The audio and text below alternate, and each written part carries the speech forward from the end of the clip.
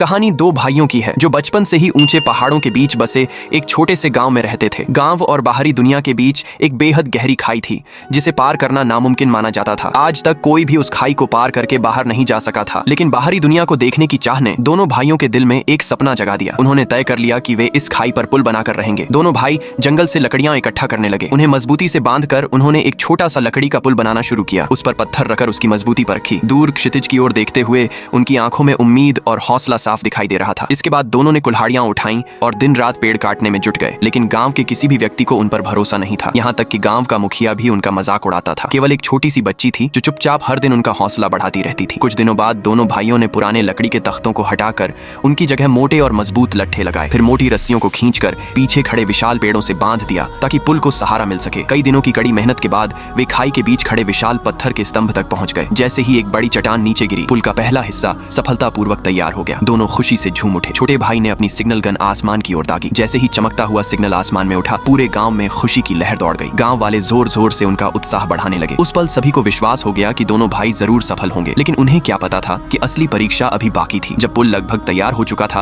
और उस पर कपड़े की छत लगाई जा रही थी, तभी अचानक आसमान काले बादलों से भर गया। भयानक तूफान आने वाला था। दोनों भाइयों ने एक दूसरे की ओर देखा। वे जानते थे कि यही उनका आखिरी मौका है। कुछ ही क्षणों में तेज आंधी और मूसलाधार बारिश शुरू हो गई। गांव वाले अपनी जान बचाने के लिए सुरक्षित घरों में छिप गए। केवल वही छोटी बच्ची चिंता से उनकी ओर देखती रही। तूफान के बीच दोनों भाइयों ने तुरंत पुल से बंधी रस्सियां काट दी। हवा के तेज झोंकों से पुल ऊपर उठ गया और दोनों अपने बैग लेकर पूरी ताकत से दूसरी ओर दौड़ पड़े। लेकिन तभी एक भयंकर बिजली सीधे पुल पर गिर गई। लकड़ी का पुल आग की लपटों में घिर गया। उधर पीछे खड़ा विशाल पेड़ भी जड़ों समेत उखड़ने लगा, जिससे पूरा पुल टूटने का खतरा पैदा हो गया। ये देखकर छोटी बच्ची दौड़कर रस्सी पकड़ ली और पूरी ताकत से उसे पीछे खींचने लगी, लेकिन उसकी ताकत कम पड़ रही थी। उसी समय पूरे गांव के लोग बाहर निकल आए। सभी ने मिलकर रस्सी पकड़ ली और पूरी ताकत से उसे थामे रखा। अब पूरा गांव ही उस पुल का सबसे बड़ा सहारा बन चुका था। इधर दोनों भाई चलते हुए और हिलते हुए पुल पर अपनी जान की बाजी लगाकर दौड़ रहे थे। आखिरकार बड़ा भाई छलांग लगाकर दूसरी ओर पहुंच गया, लेकिन उसने एक पल भी बर्बाद नहीं किया। वह तुरंत मुड़ा और अपने छोटे भाई की ओर हाथ बढ़ा दिया। तभी जोरदार धमाके के साथ पुल का बड़ा हिस्सा टूट गया। छोटा भाई फिसलकर गहरी खाई में गिरने ही वाला था। किसी तरह उसने खुद को संभाला